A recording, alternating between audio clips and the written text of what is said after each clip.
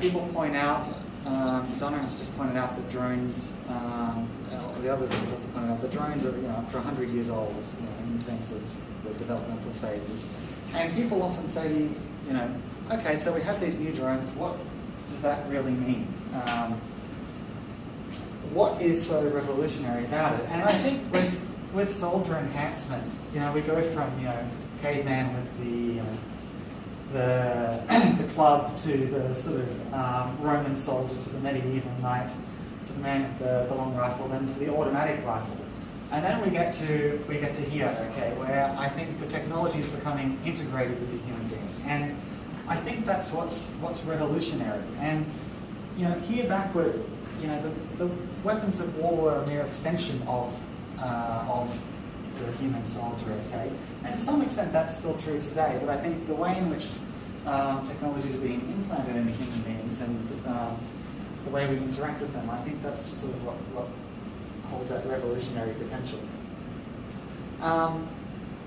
Now, we can't say that something is revolutionary. We can't afford to overlook sort of the evolutionary past of these technologies either, because there is much to be learnt there. And by way of sort of outlining the history of soldier enhancement, I want to show you a quick video. I can't really remember how old this video is. I think it's from the 50s roughly.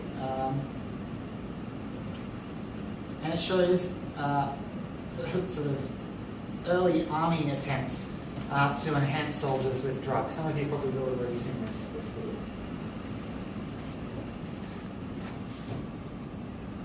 Administered a drink of water given at the start of each day's exercise. 25 minutes later, the first effects of the drug became apparent. The men began to relax and to giggle. But this man was more seriously affected and had to be removed from the exercise. After 35 minutes, one of the radio operators had become incapable of using his set, and the efficiency of the rocket launch team was also very impaired. 10 minutes later, the attacking section had lost all sense of urgency, noticed the bunching and indecision as they entered a wood occupied by the enemy. Almost immediately, the section commander tried to use a map to find the location of troop headquarters, and a prisoner's escort had to have the way pointed out to him, although it was in plain sight, 700 yards away over open country. 50 minutes after taking the drug, radio communication had become difficult, if not impossible, but the men are still capable of sustaining a physical effort. However, constructive action was still attempted by those retaining a sense of responsibility in spite of physical symptoms. But 1 hour and 10 minutes after taking the drug, with one man climbing a tree to feed the birds, the troop commander gave up, admitting that he could no longer control himself or his men.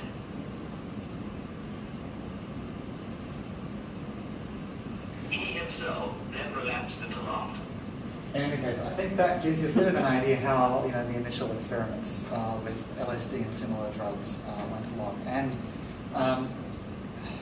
military forces are still using these drugs today, as many of you will know. Pilots on long-haul sort of bombing missions or surveillance and reconnaissance missions still receive sort of, I guess what we call alertness drugs and whatnot. So, we've refined things, I guess, is the point. But there are also, more sinister sort of applications. Many of you also know of the MK Ultra, CIA's MK Ultra program. Okay, now it sounds a bit conspiracy theorist when you raise this, of course, but it is, there was a genuine program. Okay, and there are documents that have been revealed, some just recently, as to what happened. And I won't play this video. This is actually an hour-long talk, so I'm shortening it for you folks. But there's a 20-minute video here from survivors of a small side shoot thing to the MK Ultra program, and they detail the experimentation that they sort of endured at the time. And this lady here, this is at I think it's the Presidential Commission on Bioethics back in the late 80s from memory. But in any case, she's detailing how she received radiation treatments, okay, directed at her uterus and other parts of her body, how she underwent sort of some sort of mind control regime, okay, and that she was basically filled full of full of drugs as well. And this is in front of, I'm assuming, the Senate or select representatives, and I think it really drives home the fact that we can use these things beyond the military, the hardcore sort of military space for soldiers as well. Because the aim here was to create super spies. Okay, so obviously the aim there is with the women, but in terms of the effect that it had on these people's lives, I showed this video to my wife actually, and she was in tears by the end of it. It was just the story was just so sad, and I can give you the link to this video later, but if anyone's interested in watching it. And there's also a transcript as well. Today, though, when we think of modern soldier enhancement, we think of these things. So, DARPA and also the Australian government has drugs that can boost muscle performance by a factor of 10, pills that can allow soldiers to go on for days and days at a time, up to 5, I'm told. Other pills containing special bacteria that once digested will actually allow the soldier to digest otherwise indigestible things, potentially eating grass or the like. And there are other drugs that are aimed at enhancing cognition as well. And I think most of those are DARPA projects, but we Australians, we're pretty good as well on some of these fronts. And I actually wrote a book on intelligence, 21st century intelligence collection with a former spy colleague who was in the Australian Secret Intelligence Service. And he pointed out to me one day, we were walking through the Sydney CBD after a meeting, and there is a rather, there's a big glass building in the middle of the CBD, let's put it that way, that houses a special element of the Defence Science and Technology group. Now they're called the group, not the organisation. And he told me that he was shown a prototype of a bionic lens implant for the eye, okay, so that you could record and see stuff. And I would expect that sort of stuff in the US, but just so everyone's aware, that stuff is happening here as well. But to define enhancement, that's sort of one of the trickiest things. And the first handout that you've got there, the one with my business card attached, that paper is aimed at actually providing sort of a working definition of military human enhancement. This is a more general one. So enhancement is a medical or biological intervention introduced into the body designed to improve performance, appearance, or capability besides what's necessary to achieve, sustain, or restore health. So there's lots of key terms there. Now we can think of a few examples, I think, that are demonstrative of enhancement and what's not enhancement. Okay, so a student on Ritalin, a student taking Ritalin to attain better grades, I think is a fairly clear example of enhancement. Whereas a soldier or a student that's perhaps received a private school education, okay, that one is less clear, and that might fall under non-enhancement. A soldier that can run for days based on an altered metabolism, again, would be a form of enhancement, whereas a muscular dystrophy patient that receives steroids in order to regain their strength would not be classified as enhancement. Okay, so they're just a couple of quick examples. And there are a number of important distinctions we need to think about as well when we're thinking, and these apply not just in a military context, but more broadly as well. So we can ask, is it natural or is it artificial? Okay, so drugs are also a natural thing though, right, in some cases. So they're not all synthetic. So this becomes a bit problematic, but it is helpful. Artificial things, I think, depending on how artificial it is, the more artificial something is, I think, the more likely it is to be classified as an enhancement. But it's not a perfect distinction. Again, external versus internal. We've been talking about implants all morning, okay, and I think that's a good way to look at it as well. The more, not just the way something is inserted, but the more internalized sort of mentally and psychologically something is as well, I think the more likely it may be considered enhancement. And then we need to think about enhancement versus therapy as well, okay, so Again, I gave that example of the muscular dystrophy patient. Regaining strength, that would be considered therapy. And there's also enhancement versus disenhancement. And it came up earlier that if we can enhance somebody, we can also disenhance them probably as well. And what sort of implications does that have for national security? Would we want to disenhance our own soldiers to send them into some very weird and abstract sort of situation to gain an advantage, or would it be more likely that we want to disenhance the enemy? Okay.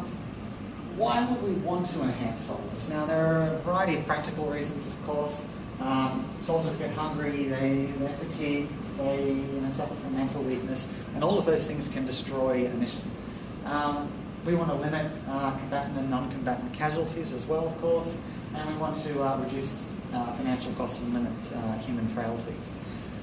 Now, they're all practical things, but how do we put those into a moral context? For me, it's about a social contract. Okay, so the state holds sort of the power to defend the nation on the basis that it is better than we individuals in some sort of hypothetical state of nature. It's basically, the state is better than we would be ourselves in forming little, allied defensive groups and trying to, battle it out in the state of nature. And that's basically why, how we got to justify, even to this day, the modern state is based on sort of abstractly on social contract theory. In any case, I think we need to go one step further, and we need to propose what I call a military state contract. Okay, so once we hand over the power to the state and its entities, the military has an obligation to effectiveness and efficiency. Okay, and those things confer upon it an obligation to employ advantage-conferring technologies. Now that's a very quick summary, but I can point you to more literature on that. But I think social contract theory holds a great deal of explanatory power as to why we want to pursue these things. And of course, it also is useful because there is that sort of implicit contract that a soldier agrees to when they embark upon military service as well.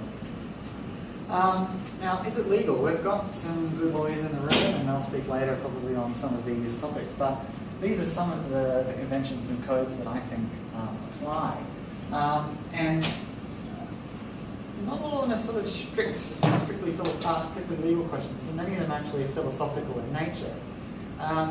Now, under one of the previous codes, basically Article 36, which is a weapons review type procedure, states have to determine whether new weapons and tactics meet these principles. So the principle of distinction, which is based upon targeting and the distinction between combatant and non-combatant, the principle of proportionality, and the prohibition on superfluous injury or unnecessary suffering. Now, we have different terms in philosophy for all of these things. These are the more legal terms. But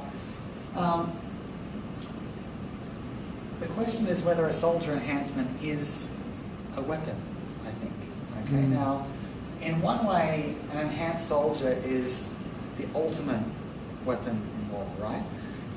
On the other hand, it's very different to the traditional weapons that we think of as an extension of the human being. So I don't know. The lines are blurred there. But also, in terms of whether an enhanced soldier would be able to, make the distinction between combatant and non-combatant better than an unenhanced soldier, I think that's open to debate.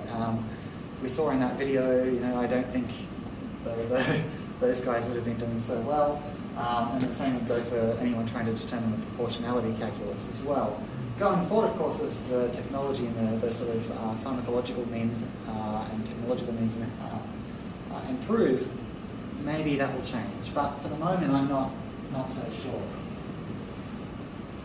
Anyone that's seen the latest Bourne movies might disagree with me later. And there's a new one coming out later, Jason Bourne. But there are also issues for military ops and policy as well. So in the second paper there, the one without the business card, we detail a lot of the practical problems associated with soldier enhancement.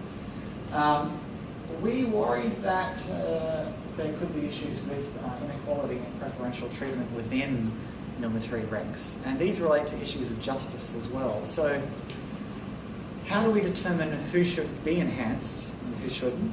Okay, and what sort of enhancements should certain people receive? Should it be restricted to people like myself who are in the Navy and need to see at a great distance, okay, to get the LASIK eye surgery? Or should we just open it up to everybody? There could also be issues for unit cohesion. So say I'm the one enhanced guy in our platoon. I don't know, maybe I'm somebody you want to know. On the other hand, it might sort of invoke a bit of hatred as well. It can also affect team morale, okay, as well, particularly if the enhancements aren't working as they're supposed to, okay? And of course that links back to the unit cohesion issue. There are matters about pay and conditions. You know, would an enhanced person, or should they receive a greater salary, or actually should the enhancement count as part of their sort of salary in the terms of their employment? And what would this mean for, you know, the mission and sort of the strategic mission, I guess, as well, and sort of the cultural blowback? We've already seen with drones that, particularly in Iraq and Afghanistan and elsewhere in the latter part of those conflicts, that you know, these technologies weren't really great for winning the hearts and minds of the local populations. And if we were to go to sending in enhanced soldiers, what's the chance that that would, you know, that would be perpetuating the same sort of problem? You know, it could be actually that an enhanced soldier might be more culturally sensitive, actually. Perhaps, I don't know, but the questions need to be asked about that. There are sort of broader consequences as well, and Don has touched on some of these in relation to nanotechnology, related to domestic proliferation. And by that, that's a bit of an awkward term, but what sort of happens when everybody in society can get a hold of these technologies, but also what happens when an enhanced soldier returns back into society? Okay, that enhanced soldier will, I guess like a special forces soldier today, but magnified by many times, they're going to have an advantage over the average citizen, aren't they? So what does that mean for society? And of course, what happens when soldier enhancement technologies, including the really good ones, what happens when they proliferate to our enemies? Would it have been better for us just not to embark upon enhancement at all if, you know, the likes of China and Russia, Indonesia, you know, countries that probably our future adversaries are going to be, they're going to be using these technologies as well. Could it also create a new class divide? I already mentioned, you know, what happens when people go back into society, but within the military, what happens to the existing, you know, differentiation between the enlisted ranks and the officer types? Okay, would we be looking at a third class of military personnel? Okay, somewhere between soldier and officer, or maybe even above the officer. How does that play out? And you just spoke about virtue, and you grilled Donna on this, so I hope you don't grill me in the same way. But, so it is important, though. It is, you know, it is. It's accountability, essentially. Exactly. Yeah. But there are other questions that come up when we talk about soldier enhancement as well, because a virtuous enhancement must enhance the moral character of the soldier and his or her way of seeing and judging the ethical and practical implications of the situation. Otherwise, any actions that we actually derive from that soldier enhancement are not really attributable to the wisdom of that person. Okay? And the same thing goes for virtues like courage as well. Okay, and things like that. What if the courage is emanating from the enhancement itself, or the enhancement technology? What does that actually say for the human being? Is that really instilling, you know, excellence in character and virtue? So that another thing to think. Some of the more philosophical issues relate to identity and autonomy. And many of you, well, anyone that's basically received any, even Philosophy 101 type training, will have come across Aristotle. But and I think it was Aristotle that wrote about the oak tree type example. So I think this is relevant to the soldier enhancement issue as well. So we have this oak tree. We chop it down into lots of small pieces. We make a table out of it, or a bed, or whatnot. Is the bed made out of the oak? Does it retain the oak tree identity or not? And I think, not that we're going to be slicing soldiers up into pieces, of course, but when we think about it in reverse, when we're applying technology to human beings, how does that affect the identity of the soldier and other personnel that might be enhanced as well? Do they sort of remain that same sense of self, okay, as they otherwise would? Also think about the acorn from the oak tree, okay? The acorn sort of, if you plant an acorn, it's going to grow into an oak tree, hopefully. If nothing happens, if nobody intervenes. Okay? And this is not a sort of thing pulled from Aristotle, but are we, in enhancing an individual, sort of preventing that individual from reaching their full potential as well, I guess is what it comes down to. Are we prematurely enhancing people? That's a question. And there are issues with patient autonomy as well. Autonomy is obviously a broader sort of philosophical issue, but patient autonomy. A good example. When I joined the Navy, and Phil, you were in the Navy, right? So you probably got the same deal when you joined up a long time ago. You sit down, you go in for your first day, and they jab you with needles.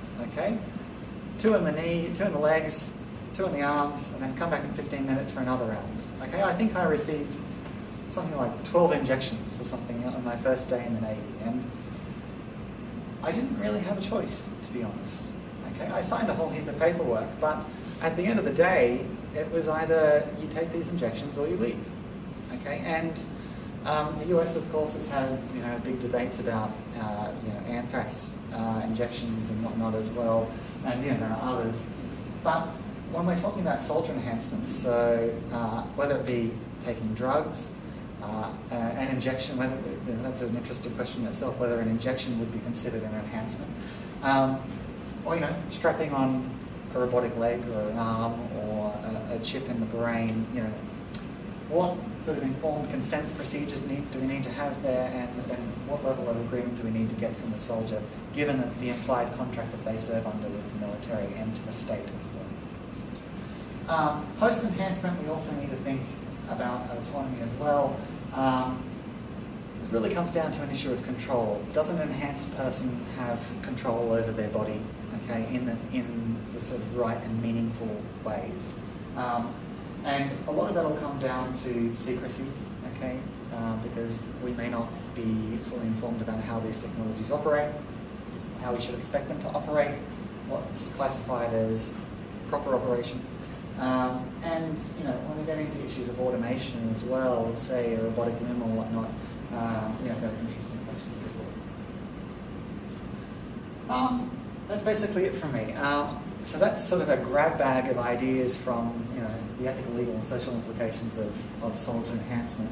I encourage you to look at the chapters that I've handed out, and also by all means, if you don't have access to your library to Super Soldiers, the book, I can get you a digital copy of that and send it your way if you want to email me and request it. But otherwise, I'm open to questions.